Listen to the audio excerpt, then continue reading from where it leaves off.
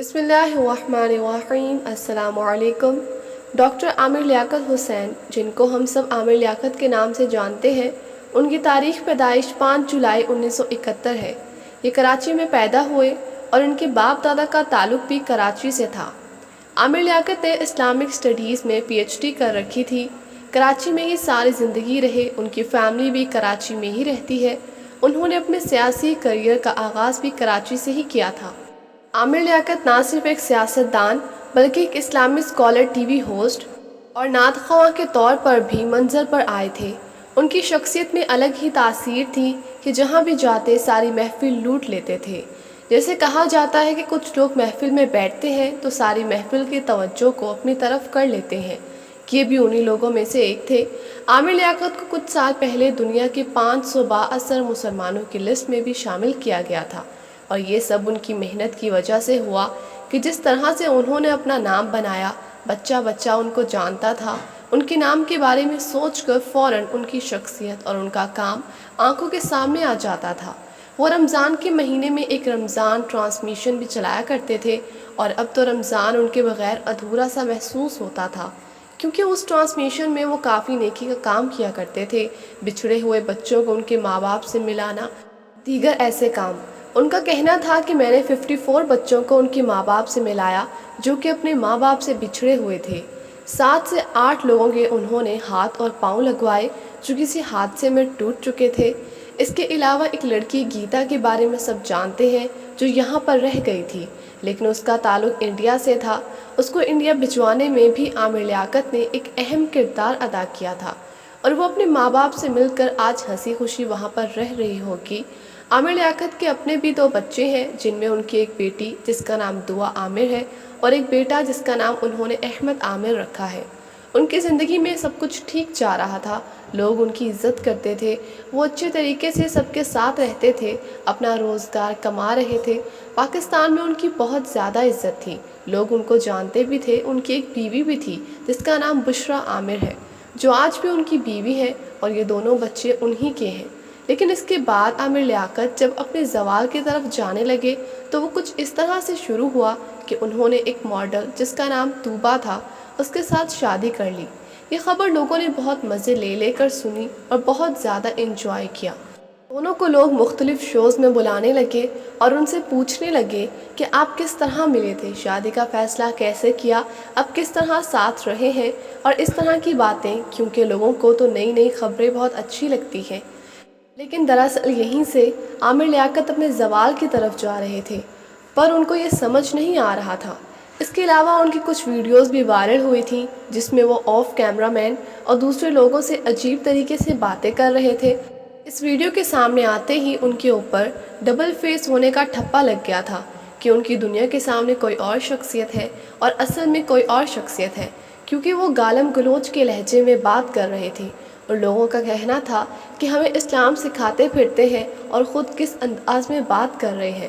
یہیں سے ان کی پاپولیرٹی کو کافی دھچکا لگا، اور ان کے بعد لوگوں نے ان کے بارے میں یہ کہنا شروع کر دیا کہ اصل میں یہ ایسے نہیں ہیں جیسے نظر آتے ہیں۔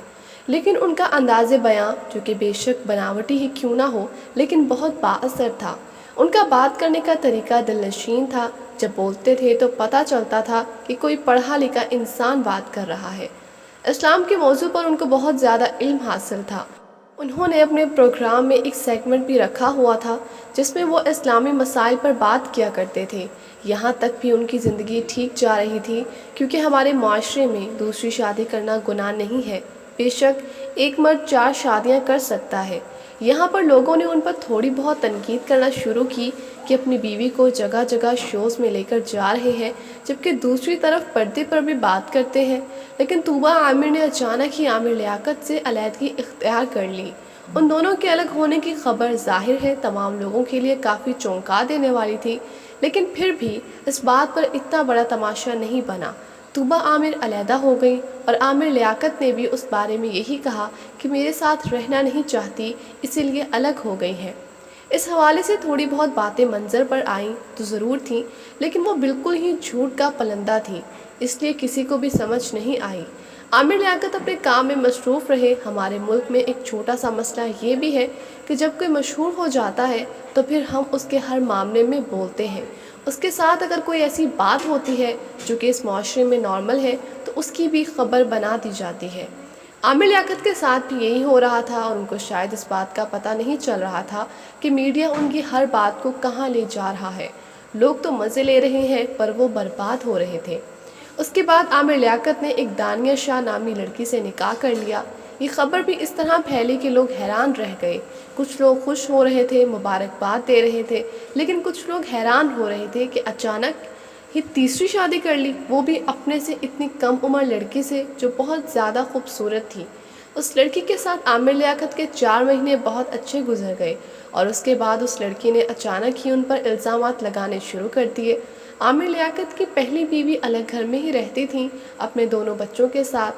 ان کا عامر لیاقت کے ساتھ زیادہ ملنا ملانا نہیں تھا اور آنا جانا بھی نہیں تھا۔ دانیہ شاہ نے عامر لیاقت پر بہت برے الزامات لگائے۔ کبھی کہا کہ یہ مجھ پر ہاتھ اٹھاتے ہیں، کبھی کہا کہ یہ نشہ بھی کرتے ہیں۔ انہوں نے اس حوالے سے ایک ویڈیو بھی جاری کی تھی، اور ایسا لگتا ہے کہ اس ویڈیو کو عامر لیاقت نے دل پر لے لیا اور دل کے عارضے میں مبتلا ہو گئے، کیونکہ اس ویڈیو میں کچھ ایسی حرکات دکھائی گئی تھی جو کسی بھی شخص کے بارے میں منظر پر آ جائیں تو وہ یہی سوچے گا کہ میں تو کہیں کا بھی نہیں رہوں گا۔ عامر لیاقت اس ویڈیو میں نشہ کرتے ہوئے دکھائی دے رہے تھے۔ عامر لیاقت پر دانیہ شاہ نے یہ بھی الزام لگایا کہ مجھے بھی نشہ کروانے کی کوشش کرتے تھے، جیسے باہر سے نظر آتے ہیں ویسے بالکل بھی نہیں ہے۔ اس کے بعد وہ اپنے گھر چلی گئیں اور پھر اس معاملے کو بہت زیادہ ہوا پڑی، یہاں تک کہ جگہ جگہ یہی باتیں ہونے لگیں۔ عامر لیاقت پر لوگ عجیب و غریب باتیں کرنے لگے۔ ایک چھوٹی سی لڑکی پر اتنا بڑا ظلم کیا ہے۔ اس کے بعد عامر لیاقت نے ایک ویڈیو پیغام جاری کیا تھا جس میں وہ بری طرح رو رہے تھے اور کہہ رہے تھے کہ میں نے ایسا کچھ بھی نہیں کیا ہے جیسے وہ بتا رہی ہے۔ ان کے الفاظ یہ تھے کہ اگر آج میں رو رہا ہوں تو اس لیے نہیں رو رہا ہوں کہ مجھ پر الزامات لگائے گئے ہیں، بلکہ اس لیے رو رہا ہوں کہ اس ملک کے لیے میں نے اتنا کچھ کیا، اور جب مجھ پر برا وقت آیا تو سارے لوگ مجھ پر ہنس رہے ہیں، کوئی بھی میرا ساتھ نہیں دے رہا ہے۔ انہوں نے یہ بھی کہا تھا کہ میں ہمیشہ کے لیے اس ملک سے چلا جاؤں گا، دنیا کے کسی بھی کونے میں چلا جاؤں گا، کبھی کسی کو نہیں بتاؤں گا کہ کہاں جا رہا ہوں، پاکستان کو چھوڑ دوں گا۔ اس ویڈیو پیغام کے بعد کچھ دن تک بہت ہی زیادہ خاموشی تھی۔ عامر لیاقت کی طرف سے بھی کوئی بات نہیں ہو رہی تھی۔ خیر، دانیہ شاہ ابھی بھی مختلف چینلز پر یہی بولتی ہوئی نظر آ رہی تھی کہ میرے ساتھ بہت برا ہوا ہے، مجھے انصاف دلایا جائے، مجھے سیکیورٹی دی جائے۔ اور پھر پتہ چلا کہ عامر لیاقت اپنے گھر میں مردہ حالت میں پائے گئے اور ان کی وجہ موت عارضہ دل بنا ہے۔ سنا ہے کہ آخری دنوں میں ان کے ساتھ صرف ان کا ایک نوکر ہی تھا، ان کے ساتھ کوئی بھی نہیں تھا، نہ ان کے بچے، نہ ان کی پہلی بیوی، ان سے ملنے کے لیے بھی کوئی نہیں آیا۔ ماں باپ پہلے ہی اس دنیا میں نہیں تھے، سب نے ان کو ایک طرف پھینک دیا کہ جیسے وہ وجود ہی نہیں رکھتے، اور وہ واقعی اس دنیا سے چلے گئے۔ ایک رات پہلے ان کی طبیعت خراب ہوئی تو ان کو ہسپتال لے جایا گیا۔ زندگی کے آخری دن انہوں نے بہت ہی دکھ اور اکیلے پن میں گزار دیے۔ پتہ نہیں کیا سوچتے ہوں گے کہ میرے ساتھ یہ سب کچھ کیوں ہو رہا ہے، کیونکہ انسان جتنا بھی برا ہو پھر بھی اس کو جینے کا حق تو ہوتا ہے، اور ہم کسی کو یہ نہیں کہہ سکتے کہ وہ برا ہے۔ کون کتنا برا ہے، کتنا اچھا، یہ تو صرف اللہ ہی جانتا ہے۔ وہ آج ہم سب میں نہیں ہے۔ کچھ لوگ کہہ رہے ہوں گے کہ بہت اچھا ہوا ان کے ساتھ جو اس دنیا سے چلے گئے، کیونکہ یہ برا انسان تھا، لیکن کچھ لوگوں کے لیے وہ ان کے رول ماڈل تھے، کچھ لوگ ان کے بہت بڑے فین تھے اور ان کو لیجنڈ مانتے تھے۔ یہ بات اپنی جگہ ہے کہ پاکستان کو دوبارہ اتنا باعلم انسان کبھی بھی نہیں ملے گا۔ ان کے پاس اتنا زیادہ علم اور بولنے کا شاندار انداز تھا، ایسا دوبارہ کبھی کوئی پیدا نہیں ہوگا۔ دوبارہ ایک عامر لیاقت صدیوں تک بھی پیدا نہیں ہوگا۔ آخر میں سب کے لیے یہی کہنا چاہتی ہوں کہ کوئی جتنا برا ہے، جتنا اچھا، یہ اللہ جانتا ہے۔